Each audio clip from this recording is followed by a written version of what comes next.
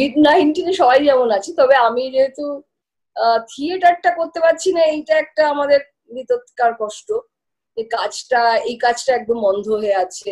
মেয়েদের মধ্যে পঞ্চম বৈদিকের কিছু ক্লাস চলছে, এগুলো চলছে, সবই হচ্ছে, কিন্তু পারফরমেন্স ইজ পারফরমেন্স।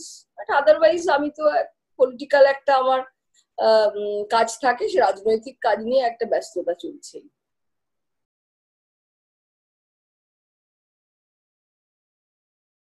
এই সময়টায় আমি খুব, যেহেতু যে জেলাটায় দায়িত্বে আছি সেই জেলাটা আমাদের একটু গরিব জেলা, আর একটু প্রত্যন্ত জেলা। তো এখানে মানুষের ন্যাচারালি প্রয়োজনটাও পড়ছিল। আমরা সেই জন্য আমাদের মতো করে অ্যারেঞ্জ করে তাদের কাছে যতটা পেরেছি পৌঁছে দিয়েছি। এবং আমরা সবসময় এই কাজটা করে থাকি, এটা আমার রাজনৈতিক কাজের অংশ বটে, এবং এই কাজটা করতে আমার ভালোও লাগে। কারণ সত্যি কথা বলতে মানুষগুলো কাদের কাছেই বা যাবে আমাদের কাছে ছাড়া। তো আমার মনে হয় যে এটা একজন মানুষ হিসেবে, আমি একটা পলিটিক্যাল রাজনৈতিক কর্মী হিসেবে আমার পার্টির সেখানে আমাদের এই কাজগুলো আমাদের কাছে গুরুত্বপূর্ণ বলে আমার মনে হয়।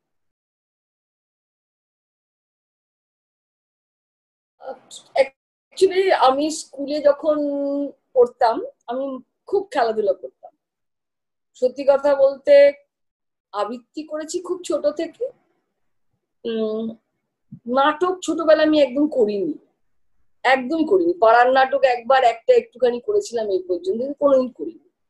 আর মূলত আবৃত্তি করতাম আর খেলাধুলো করতাম, বিভিন্ন রকমের খেলাধুলো, মানে আমি ফুটবল, ক্রিকেট, বাস্কেটবল, ভলিবল, তারপরে আমাদের মানে যত রকমের টেবিল টেনিস, ব্যাডমিন্টন, সব ধরনের খেলা আমি খুব পছন্দ করতাম। আমার সবচেয়ে ফেভারিট ছিল ক্রিকেট।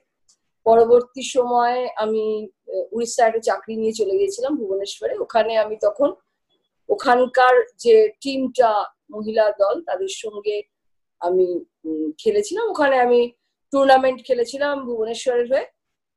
আর তারপরে পরবর্তী সময় আমি ওড়িশা স্টেট টিমে ক্রিকেটে চান্সও পেয়েছিলাম। তারপরে আমি কলকাতায় চলে এসেছিলাম কিছুদিন খেলার পরে। খেলাধুলোটা আমার খুব প্রিয়, এবং পরবর্তী সময় থিয়েটারে আসাটা আমার খুব আশ্চর্য। মানে আমি এটুকু বলতে পারি, আমি যখন খুব কম বয়স, খুব ছোট থেকে আমার একটা অসম্ভব নেশা ছিল, সেটা হচ্ছে নাটক শোনার নেশা। শুক্রবার 8টা, শনিবার 3টে, রবিবার দুপুর 2:30, এই 3টে নাটক আমি পৃথিবী এধার থেকে ওধার হয়ে গেলেও শুনতাম। এবং আমার মাধ্যমিক পরীক্ষা, অঙ্ক পরীক্ষার আগের দিন আমার মনে আছে, অঙ্ক পরীক্ষা শনিবার করেছিল, শুক্রবার দিন 8টার নাটক আমি শুনবই।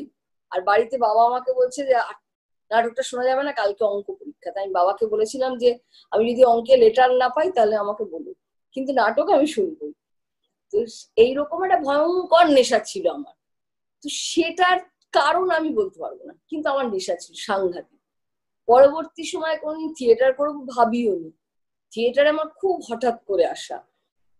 তো সেই হঠাৎ করে আসা থেকে তারপরে বন্ধুদের সঙ্গে ফোর্থ ওয়ালে থিয়েটার করা, পঞ্চম বৈদিকে শিখতে আসা এবং থেকে যাওয়া, এবং শাওলিদির মতো একজন গুরু পাওয়া, এটা খুব সৌভাগ্যের। এবং তার কাছ থেকে আমি কাজ শিখেছি, থিয়েটার শিখেছি, থিয়েটারকে কেমন চোখে দেখতে হয়, কেমন ভাবে দেখতে হয়, থিয়েটার ঠিক আমাদের কি দিতে পারে, কোনখানটায় উত্তরণ, এই সমস্তটা আমার এই পঞ্চম বৈদিক দলের সঙ্গে যুক্ত হওয়া শাওলিদির কাছ থেকে খুব কাছ থেকে শেখা। পরবর্তী সময় 2006 সাল থেকে আমার বড়দের নিয়ে নির্দেশনার কাজ, আমি ছোটদের নিয়ে নির্দেশনার কাজ শুরু করেছি 2003 সাল থেকে। কাজ করেছিলাম, 4-এর স্টেজ হয়েছিল, ওই 4-5 এই সময়টা আমি ছোটদের নিয়ে কাজ করেছিলাম। এই করতে করতে 6 সাল থেকে টানা আমার ডিরেকশনের কাজ করা, এখনো অব্দি করে যাচ্ছি।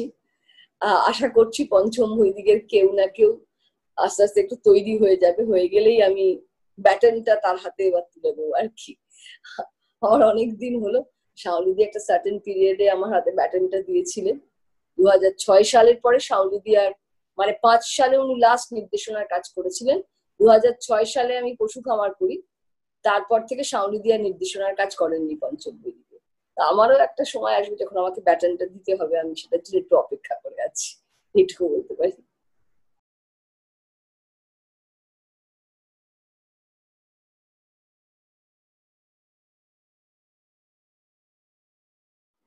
আমার মনে হয় দরকার, তা না হলে না মানে আপনি নতুন নির্দেশকদের যদি তৈরি করতে না পারেন, মানে আমি আমার গুরু সম্পর্কে বলতে পারি, শাওলিদি আমাকে এত অবলীলায় ছেড়ে দিয়েছিলেন এই নির্দেশনার কাজটা, এবং উনি কিন্তু 6 সাল থেকে আমায় গাইড করেছেন। 6, 7, 8, 9 উনি আমায় 4 বছর গাইড করেছেন। 2010 সাল থেকে শাওলিদি আমাকে গাইডেন্সটাও দিতেন না, বলতেন এবারে তুই নিজেই করবি। এবং ঘরে বাইরে থেকে 2010 সালে আমি ঘরে বাইরে করেছিলাম, ঘরে বাইরে থেকে কিন্তু শাওলিদি আর এসে আমাকে কোনো গাইডেন্স কোনোদিন দিতেন না। এই যে একজনকে ছেড়ে দেওয়া, আস্তে আস্তে তৈরি করে দিয়ে ছেড়ে দেওয়া, এটা আমি খুব বড় শিক্ষা পেয়েছি। আমার নিজের মনে হয় যে আমরা যদি আমাদের পরবর্তী প্রজন্মকে একটু আমাদের মতো করে তৈরি করে ছেড়ে দিতে পারি, তাহলে তো তারা কাজ করার জায়গা পাবে। আমি চিরকাল পঞ্চম বৈদিকে করে যাব এবং আর কেউ করবে না। আমার যেমন শাওলিদিকে দেখে মনে হয়েছে যে, শাওলিদিকে আমি বলেছিলাম যে দিদি তুমি করো না, কারণ উনি বলেছিলেন আমাকে যে একটা সময় না ছেড়ে দিতে হয়, জায়গাটা ছাড়তে হয়, তবে তো তোরা করতে পারবি। তো এই যে জায়গাটা ছাড়তে হয়, এটা আমার শেখা। আমিও এই ছাড়ার জন্য সত্যি তৈরি। আমি সব সময় আমার দলের অনিককে, যেমন আমি ডিরেকশনে কাজ করিয়েছি আগে, অনিক ঘোষ, ও 2টো নাটক ডিরেক্ট করেছে অলরেডি পঞ্চম বৈদিকে। আমার দলে ছিল একসময় শুদ্ধায়ন, ওকে দিয়ে একটা কাজ করিয়েছিলাম, এখন আর নেই। আমি চেষ্টা করছি দলে যদি কেউ বেটার তৈরি হয়, একটু তৈরি হয়, তাকে আমি হাতে ধরে আমার কাজটা আস্তে আস্তে শিখিয়ে দিয়ে আমি ব্যাটনটা দিয়ে বেরিয়ে যাব। কিন্তু একটা কথাই আমি বলি যে পঞ্চম বৈদিকের ব্যাটনটা বহন করার মতন নিজেকে ভাই তৈরি একটু করতেই হবে। সেই জায়গাটায় আমি তৈরি করার চেষ্টা করছি। আমি আশা করি যে আমার দলের থেকে নিশ্চয়ই আমি ব্যাটনটা কাউকে দিয়ে যেতে পারবো পঞ্চম বৈদিকের।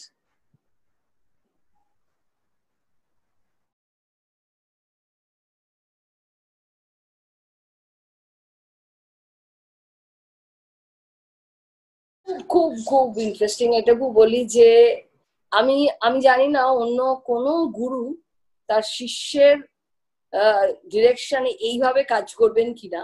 আমার মনে আছে আমি এই নাটকটা যখন মানে নভেল, একটা উপন্যাস থেকে যখন নাট্যরূপ করে শাওলি মিত্রকে বলেছিলাম, তখন যে দিদি আপনি এটা ডিরেকশনে কাজ করবেন, উনি প্রথম কথা আমায় বলেছিলেন এই নাটকটার ভাবনাটাই এই উপন্যাস থেকে তোর, অতএব এইটার ডিরেকশনের কাজ তুই করবি। তখন আমি একদম মানে নতুন আনকোড়া কিভাবে করবো এই সবটা ভাবছি, শাওলিদির সঙ্গে আলোচনা করছি। তো করতে করতে এই পার্টটা একটা মেয়ে করছিল, সে হঠাৎ করে অসুস্থ হয়ে পড়ে। তখন আমি শাওলিদিকে বলি যে শাওলিদি এরকম এই মেয়েটা তো অসুস্থ হয়ে পড়েছে, তো আপনি কি এই পার্টটা করে দেবেন? উনি বলেছেন হ্যাঁ করে দেবেন। এটা এমন বড় কিছু পার্ট ছিল না, এটা লিড পার্টও ছিল না, এবং শাওলিদির মতন ওই মাপের আর্টিস্ট মানে পশু খামারে এই ক্লোভারের একটা এইটুকু চরিত্র করবেন এটা কেউ ভাবতেও পারবে না। কিন্তু শাওলিদি এক বাক্যে রাজি হয়েছিলেন, এবং উনি শুধু রাজি হননি, উনি যখন রিহার্সাল করতেন, উনি ধরুন একটা পার্ট করার পর আমাকে জিজ্ঞাসা করতেন কি রে এই জায়গাটা ঠিক হলো নাকি তুই অন্য কিছু চাইছিস। এইটা আমার কাছে একটা শিক্ষা। মানে আমার মনে হয় যে আমি যদি কোনোদিন আমার কোনো মানে ছাত্র বলার ধৃষ্টতা আমার নেই, আমি কারো শিক্ষক হওয়ার বা গুরু হওয়ার যোগ্যতা অর্জন করিনি, কিন্তু আমার দলের কোনো ছেলে বা মেয়ে কাজ করছে, আমি তার আন্ডারে যদি কাজ করি, তাহলে আমার ওই শিক্ষাটা নিশ্চয়ই আমার মনে থাকে। শাওলিদি আমার কাছে যেভাবে কাজ করেছিলেন, আমি দেবতোষ কাকাও ছিলেন অত পুরনো একজন বহুরূপী মানুষ, তিনিও ঠিক আমাকে এইভাবে অর্পিতা তুই দেখ তোর কি কিছু বলার আছে এখানে, এই যে শিক্ষা, এটা আমার ওদের কাছ থেকে খুব বড় পাওনা বলে মনে হয়েছে, এবং আহ সেটা আমার জীবনে একটা বড় পাওয়াও বটে।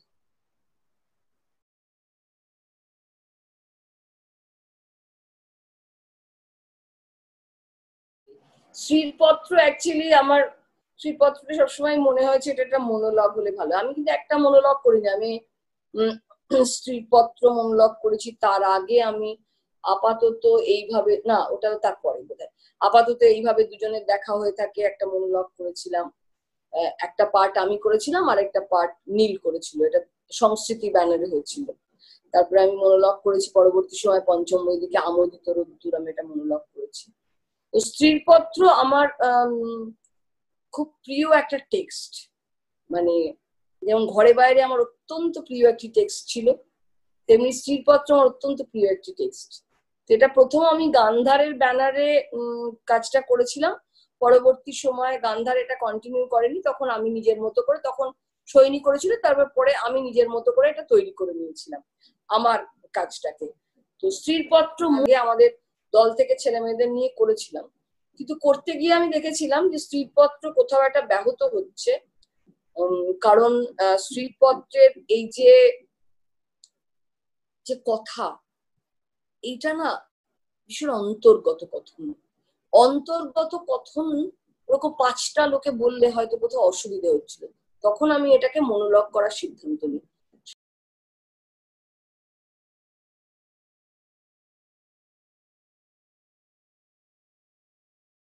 রাজনৈতিক নাটক, ঘরে বাইরে আমি রাজনৈতিক নাটক বলেই মনে করি, অচলায়তনও তাই। কারুবাসনা আসলে জীবনানন্দ দাশ আমার ভীষণ প্রিয় কবি একজন। মানে একটা সময় ছিল উড়িষ্যায় যখন আমি থাকতাম, তখন আমি একা থাকতাম, আমার বিছানার পাশে সবসময় জীবনানন্দ দাশের কবিতার বই থাকতো বা উপন্যাস থাকতো, আমার ভীষণ প্রিয়। আর জীবনানন্দ দাশের যত উপন্যাস আছে তার মধ্যে কারুবাসনা আমার সবচেয়ে প্রিয়, এবং বরাবরই কারুবাসনা আমাকে ভয়ঙ্কর ভাবে টেনেছে। এবং অদ্ভুত একটা কাব্য আছে জীবনানন্দ দাশের লেখার মধ্যে, যে কাব্যটা আমাকে বরাবর টানে। এখনো আমি সময় সুযোগ পেলেই বা কখনো মনে হয় মাঝে মাঝে জীবনানন্দ দাশ পড়তে ইচ্ছে করে। আমি খুব কবিতারও ভক্ত জীবনানন্দ দাশের। তো কারুবাসনা আমার খুব প্রিয় একটা টেক্সট। আমার মনে হয়েছিল যে এমন হতে পারে যে আমার ভেতরকার শিল্পী সত্তা কোথাও আমাকে সেই সময়টা ধাক্কা দিচ্ছিল, অনেকদিন ধরে দিচ্ছিল, হয়তো সেই সময়টায় বেশি দিচ্ছিল। তখন আমি এটা লিখে ফেলি। কারুবাসনা লিখতে পারবো সত্যি নাট্যরূপের মতন করে আমি ভাবিনি, যখন লেখা হয়ে যায় তারপরে নাটকটা করার কথা ভাবি। আমার একটা খুব প্রিয় টেক্সট, আমি একজন নাট্যশিল্পী হিসেবে আমার মনে হয়েছে এটা আমার কথা। মানুষ একটা সময় না নিজের কথা নিজের জন্য বলতে চায়। আমি এই কারুবাসনা নাটকটা আমি আমার জন্য করেছি, কারোর জন্য করে নিয়ে আসি।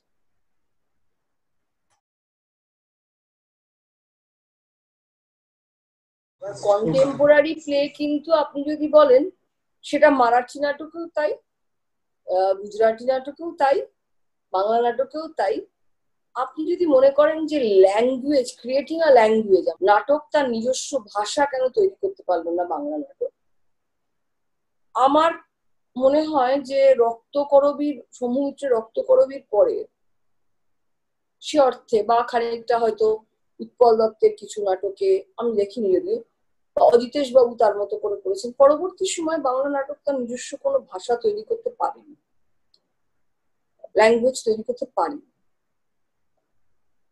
সেটা তার অনেক রকম ব্যর্থতা থাকে, তার মধ্যে একটা বড় ব্যর্থতা আমার নিজের মনে হয় যে একটা পলিটিক্যাল স্টেবিলিটি একটা বড় ফ্যাক্টর। 77 অনওয়ার্ডস যে আমাদের বামফ্রন্ট ক্ষমতা এসেছিল, এবং কনসিস্টেন্টলি 34 বছরের যে সরকার, তার একটা অনেকদিন পর্যন্ত একটা অদ্ভুত স্টেবিলিটি থিয়েটারের লোকেরা খুঁজে দিচ্ছিল, এবং এই স্টেবিলিটি কোথাও আমাদের কন্টিনিউসলি ডিস্টার্বও করে যে কোনো ক্ষেত্রে। মানে আমি বলছি যে আমাদের শিল্পচর্চার ক্ষেত্রে, নাট্যশিল্পের ক্ষেত্রে এই একটা স্টেবিলিটি, এই বেশ ভালো আছি, আমার কোনো প্রশ্ন নেই, আমি কিছু প্রশ্ন করি না, আমার সব উত্তর জানা, হ্যাঁ, এইটা কোথাও আমাদের অসুবিধার মধ্যে ফেলে দেয়। আমরা ল্যাঙ্গুয়েজ তৈরি করতে পারি না। আপনি যদি খেয়াল করে দেখেন যে পোস্ট নকশাল আন্দোলন, আমরা বেশ কিছু নাটক তৈরি হলো, সবই ওই রকম কিছু মাথায় রেখে, কিন্তু খুব আলাদা করে ভাষা খোঁজার চেষ্টা করা হলো না। পোস্ট নকশাল পিরিয়ড কিছু লেখা হলো, কিছু নাটক করা হলো, তারপরে একটা বড় পিরিয়ড গেল উইচ ইজ স্টেবল পিরিয়ড। এই স্টেবল পিরিয়ডটা সে অর্থে কোনো তৈরি হয় না, কিছু কোনো ভাষ্য আলাদা করে তৈরি হয় না। এবং এই যে এখন কন্টিনিউয়াসলি হতে হতে যেটা হয়েছে আজকে এসে, আজকে কিন্তু যখন থেকে আপনার কমার্শিয়াল থিয়েটারটা উঠে গেল, তখন কিন্তু বাংলায় আরো একটা অদ্ভুত পরিস্থিতি তৈরি হলো যে আমাদের গ্রুপ থিয়েটারটার মধ্যেই কমার্শিয়াল আসপেক্টস গুলো ঢুকে পড়তে শুরু করলো। অর্থাৎ কমার্শিয়াল থিয়েটারের আসপেক্টস গুলো গ্রুপ থিয়েটার অ্যাডপ্ট করতে শুরু করলো, যার ফলে আমাদের নাটকগুলো এই মুহূর্তে আরবান প্লেস, আপনি খেয়াল করে দেখুন যে আমরা না কমার্শিয়াল না গ্রুপ থিয়েটার, আমরা মাঝামাঝি একটা জায়গায় দাঁড়িয়ে আছি। আমরা গ্রুপ থিয়েটারের মধ্যে কমার্শিয়াল আসপেক্ট ঢোকাতে চাইছি। তার চেয়ে যদি কমার্শিয়াল থিয়েটারটা রয়ে যেত, আমার মনে হয় সেটা বেটার হতো। তাহলে হয়তো গ্রুপ থিয়েটার নিজস্ব ভাষ্য তৈরি করতে পারতো। কমার্শিয়াল থিয়েটার উঠে গিয়ে কিন্তু আমরা আমাদের নিজস্ব ভাষা, নিজস্ব ল্যাঙ্গুয়েজ, নিজস্ব ভাষ্য আমরা হারিয়ে ফেলেছি। এটা আমার নিজের মনে হয়।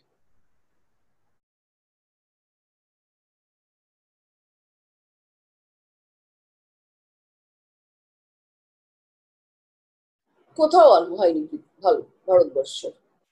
তার কারণ হচ্ছে যে একটা কথা মনে রাখতে হবে, একটা ছাতার তলায় আসবে কেন? আমায় বলুন তো, আমাদের কোনো প্রডিউসার নেই, আমরাই আমাদের প্রডিউসার। ফিল্ম ইন্ডাস্ট্রি কেন আসতে পারে? তাদের একটা প্রডিউসার ওরিয়েন্টেশন আছে, তাদের গিল্ড তৈরি করেছে, আর্টিস্ট গিল্ড আছে, অমুক আছে, এগুলো আছে, কিন্তু প্রডিউসার ওরিয়েন্টেশন আছে পুরো জিনিসটা, তার একটা কমার্শিয়াল আসপেক্ট আছে। এবার আপনি আসুন আমাদের থিয়েটারে, কি আছে? আপনার টাকা আছে, পয়সা আছে, আমরা কাউকে পয়সা দিই, সামান্য কিছু পয়সা করে দিতে পারি। আমাদের থিয়েটার থেকে কারোর ভবিষ্যৎ তৈরি হয়ে যাচ্ছে, এইটা করেই সে আগামী দিনে সফল হয়ে সে বেঁচে থাকছে, এমনটা নয়। কিন্তু থিয়েটার এতটা পারে না। সবচেয়ে বড় কথা, প্রডিউসার ওরিয়েন্টেশন নেই। এক ছাতার তলায় আজ পর্যন্ত কোনোদিন থিয়েটার আসতে পারবে না, তার কারণ আমরা এক একজন এক এক রকম ভাবে ভাবি। আর সবচেয়ে বড় কথা হচ্ছে যে আমরা কেউ এই থিয়েটারটাকে সে অর্থে রোজগারের জায়গা করে তুলতে পারিনি। আমাদের কাছে ছেলেপিলেরা থাকবে কেন? এবং দুই হচ্ছে যে আমরা ভাবছি আমরা একটা প্ল্যাটফর্ম তৈরি করব। আমি সত্যি জানি না এইভাবে প্ল্যাটফর্ম তৈরি করা যায় কিনা, কারণ এই প্ল্যাটফর্ম গুলোতে আমি দেখেছি বারবার কতগুলো কনফ্লিক্ট অফ ইন্টারেস্ট তৈরি হয়। এই কনফ্লিক্ট অফ ইন্টারেস্ট, একটা গিল্ড করা বা একটা থিয়েটারের সংগঠন করা মানে কিন্তু কিছু শো পাইয়ে দেওয়া নয় বা কিছু সুবিধা পাইয়ে দেওয়া নয়। আমি ব্যক্তিগতভাবে মনে করি যে একটা থিয়েটার সংগঠন যদি আমরা সত্যি তৈরি করি, তার প্রথম কাজ হবে যে আমরা কিছু কোয়ালিটি কাজের দিকে আমাদের এই মানে পুরো মানে বলছি আমাদের যাত্রাটা ভালো কাজের দিকে যাবে। আমাদের কখনোই সংগঠনগুলো সেটা হয় না। সংগঠনে ভিড় করেন তারাই, যারা কিছু ক্ষেত্রে পেতে চান। আমরা কোয়ালিটিটাকে বাদ দিয়ে রেখে অন্য জিনিস নিয়ে ভাবি। আমার মনে হয় যে এই ধরনের এইভাবে একটা সংগঠন টেকা খুব মুশকিল। হতেই পারে হয়তো ভবিষ্যৎ থিয়েটার গিল্ড হতে পারে, থিয়েটারে কোনো অর্গানাইজেশন হতে পারে, কিন্তু সেটা করতে গেলে তার জন্য খুব কংক্রিট ভাবনা চিন্তা করা দরকার, কিছু ডেডিকেটেড লোক দরকার। সেরকম লোক কোথায় ডেডিকেটেড যারা কাজ করবেন? আমি সুব্রত পালের কথা বলতে পারি, যিনি থিয়েটারে অভিনয় করেননি, কিন্তু তিনি থিয়েটারের জন্য তিনি সারাটা জীবন কিন্তু এই কাজটা করে গেছেন, ব্যাক স্টেজ, পেছন দিকের কাজ। আপনি এরকম লোক কটা পাবেন বলুন তো? খুঁজে পাবেন না। এখন প্রথমেই লোকে এসে অভিনয় করতে চায়, কেউ ব্যাক স্টেজে কেউ যেতে চায় না। এই ধরনের অর্গানাইজেশনাল কাজে কারোর ইন্টারেস্ট নেই। অর্গানাইজেশন কাজটা খুব বড়, সেইটা কিন্তু সবসময় মনে রাখতে হয়। আর মুশকিল হচ্ছে আমরা ঠিক কোয়ালিটিটা নিয়ে যদি আরো ভাবতাম না, তাহলে হয়তো আমাদের থিয়েটারে এখন আমরা প্রায়শই বলি লোক আসে না, অমুক না। কেন আসবে বলুন তো এরকম সব থিয়েটার দেখতে? যে থিয়েটার দেখে আমার কোনো উত্তরণ হয় না, যে থিয়েটার দেখে দিনের শেষে আমি হল থেকে বেরিয়ে কিছু নিয়ে যেতে পারি না।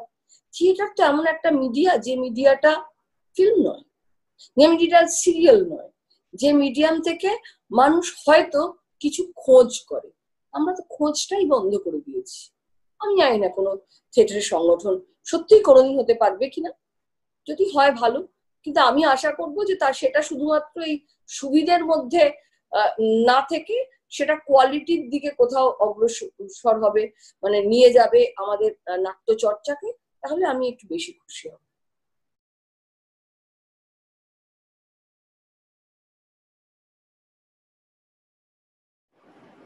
অবশ্যই আলাদা। আমি যখন থিয়েটার করি তখন আমি আমার রাজনীতিটাকে থিয়েটারের মধ্যে ঢুকাই না। সেটা আমি যখন রাজনীতি করি তখন আমার নাট্যচর্চা কোথাও আমার ব্যাক অফ দ্য মাইন্ড থাকে, এটুকু বলতে পারি। আমি নাট্যচর্চার মধ্যে রাজনীতিটা ঢুকাই না, তার কারণ থিয়েটার অনেক প্রশ্ন করে, যে প্রশ্নগুলো হয়তো আমি সবসময় একটি রাজনৈতিক দলের হয়ে করতে পারবো না। তাই আমি এই দুটোকে একটু আলাদা করে রেখে চলতে চাই সবসময়।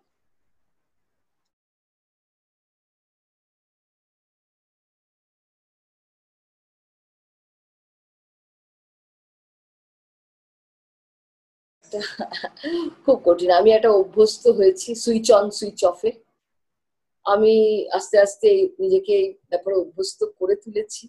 সুইচ অন সুইচ অফটা আমি এখন মোটামুটি শিখেছি, যে যখন আমি রাজনৈতিক কাজ করি তখন আমি থিয়েটারটা সুইচ অফ করে রাখি, কিন্তু যখন আমি থিয়েটারে কাজ করি তখন আমি আমার রাজনৈতিক পার্টটা সুইচ অফ করে রাখি।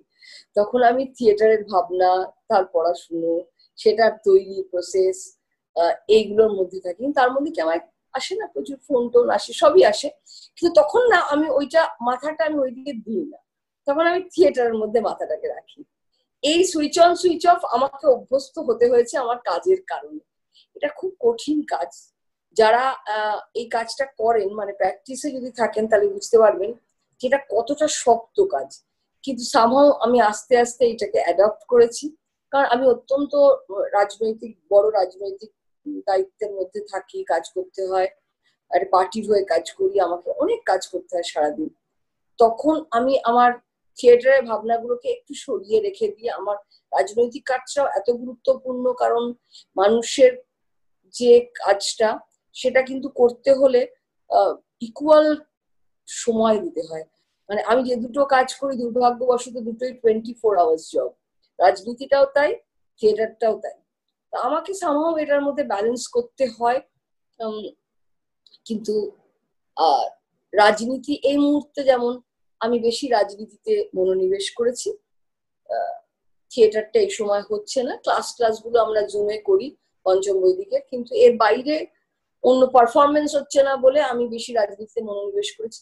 আবার থিয়েটারটা শুরু হলে থিয়েটারেও খানিকটা মনোনিবেশ করতে হয়, খুব কষ্ট করে করি, মানে এখান থেকে যাই, গিয়ে হোল নাইট রিহার্সাল করি, এই করে করে আমি নাটকটা করি। কিন্তু করি তার কারণ থিয়েটার আমার কোথাও আমার মুক্তির জায়গা, আর সেইটা আমি করতে না পারলে আমার রাজনীতি করাটাও আমার পক্ষে শক্ত হয়ে যাবে, আমার কষ্ট হবে ভেতর থেকে, তাই আমি করি। থিয়েটারটা কিভাবে হবে আমি জানি না, কিন্তু আজকের দিনে দাঁড়িয়ে আমি বলতেই পারবো না। পোস্ট করোনা পৃথিবী, আমরা যে ধরনের থিয়েটার করি আদৌ সেই থিয়েটারটা থাকবে, নাকি থিয়েটার মনোলগ বা খুব অল্প লোকের মধ্যে সীমাবদ্ধ হয়ে যাবে অভিনয়টা?